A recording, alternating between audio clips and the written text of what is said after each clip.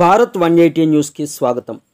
సూర్య భగవానుడి ఉత్సవం భారతదేశంలోని ఏకైక వైష్ణవ సాంప్రదాయ సూర్య భగవానుడి ఆలయంగా ప్రసిద్ధి చెందిన కాకినాడ జిల్లా పెదపూడి మండలం గొల్లల మామిడాడ సూర్య భగవానుడి ఆలయంలో రథసప్తమి సందర్భంగా ప్రత్యేక పూజలు నిర్వహించారు.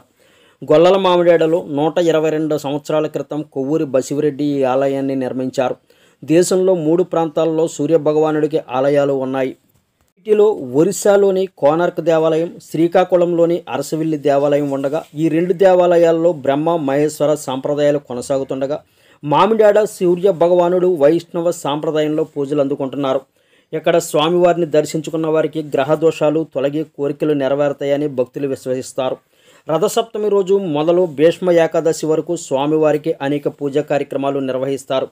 అదేవిధంగా 2 రోజుల పాటు గ్రామంలో రథోత్సవం నిర్వహిస్తూ భక్తులు అధిక సంఖ్యలో పాల్గొంటారు. స్వామివారి రథాన్ని లాగిన భక్తులకు అష్టైశ్వర్యాలు సిద్ధిస్తాయని భక్తుల నమ్మకం. జై శ్రీమన్నారాయణ. కాకినాడ జిల్లా పెదపూడి మండలం గొల్లల మామిడి గ్రామంలో వేయించేసినటువంటి శ్రీ ఉషాపద్మిని ఛాయా సంజ్ఞా సమేత శ్రీ సూర్యనారాయణ స్వామివారికి ఈ రథసప్తమి మహోత్సవం సందర్భంగా ఈ తెల్లవారుజామున స్వామివారికి నవకలశ స్నపనపూర్వక తిరుమంజన మహోత్సవం నిర్వహించడం జరిగింది. అనంతరం స్వామివారికి అలంకరణ అర్చనలు నిర్వహించడం జరిగింది. తదుపరి స్వామివారు 11 గంటలకి ఈరోజు ఉదయం రథం మీద వేయించేయడం కూడా జరుగుతుంది. మధ్యాహ్నం 1 గంటన్నరకి శ్రీవారి రథయాత్ర అంగరంగ వైభవంగా ప్రారంభించబడుతుంది. ఈ సమయాల్లో భక్తులు స్వామిని అధిక సంఖ్యలో వచ్చి స్వామివారి తెల్లవారుజామున కూడా వచ్చి సేవించుకొని స్వామి కృపకు పాత్రుడై ఆయురారోగ్యాలతో అందరూ సుభిక్షంగా ఉండేటువంటి స్థితి ఈ మాఘశుద్ధ సప్తమి. అలాగనే ఈ రథసప్తమి మహోత్సవానికి ప్రత్యక్ష సూర్య భగవానుడు మనకి అద్దం పట్టినట్టుగా ఆబాల గోపాలందరూ కూడా ప్రతి ఇంట్లో కూడా ఈ స్వామికి రథ పొంగలి అని చెప్పి ఈరోజు స్వామికి తయారు చేసి, అంటే ఆవు పిడకలతోటి దారిగా వేచి ఆ పైన ఈ నూతన పాత్ర ఉంచి అందులో ప్రసాదం పాలు బెల్లంతో ఉడికినటువంటి ప్రసాదాన్ని స్వామివారికి నివేదన చేస్తారు. ప్రధానంగా చిక్కుడు ఆకుల్లో ఈ ప్రసాదాన్ని ఉంచి స్వామికి నివేదన చేయడం కూడా ఆనవాయితీగా ఉంటుంది. అలాగనే చిక్కుడు గింజలతోటి కూడా స్వామి యొక్క రథాకృతిని ఏర్పరిచి అందులో స్వామి ఉన్నట్టుగా భావన చేసుకొని ఒక ఉన్నత ఆసనంపై ఆ రథాన్ని ఉంచి అందులో స్వామిని ఉంచినట్టుగా భావన చేసుకొని ఈ ప్రత్యక్ష సూర్య భగవానుడికి ఈ రథ పొంగలి నివేదన కూడా చేయడం జరుగుతుంది. అది ఎటువంటి ఈ దాడి మీద తయారైన ప్రసాదం అయినప్పుడు కూడా ఎటువంటి పొగవాసనలు కూడా ఏమీ రాకుండా ఎంతో అమృతతుల్యంగా ఈ ప్రసాదం ఈ రోజు మాత్రమే మనకి లభిస్తుందని కూడా చరిత్ర ఇతిహాసాలు తెలియజేస్తున్నాయి.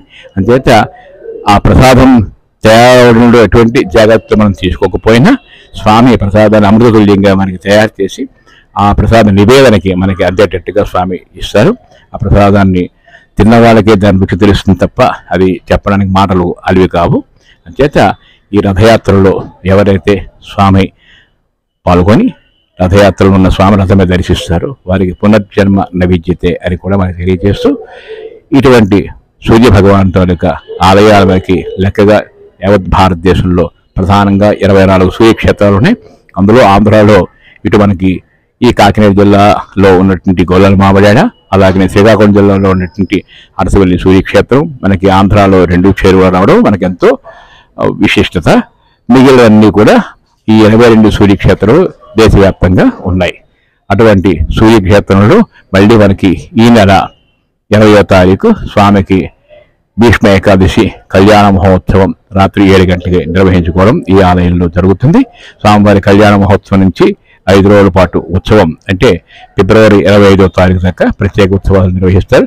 కనుక ఈ ఉత్సవాలన్నింటిలో అంటే ఈ 16వ తారీఖు నుంచి 25 వరకు జరిగేటువంటి ఉత్సవాల్లో భక్తులంతా కూడా పాల్గొని స్వామివారిని దర్శించి స్వామి కృపకు పాత్రలు అవుతారని అనేక మంగళాలను తెలియజేస్తూ జై శ్రీమన్నారాయణ.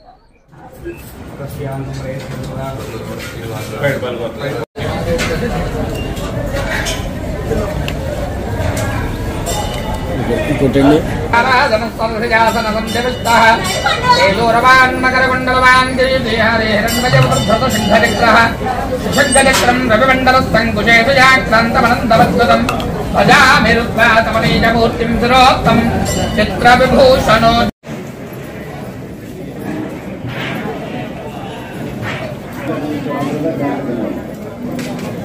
గ్రౌండ్ లో నుంచి గోల్డాలో కొంచెం పక్కన చేయాలండి. అన్నప్రసాదానికి అడ్డుగా ఉన్నాయి అక్కడ అన్నప్రసాదం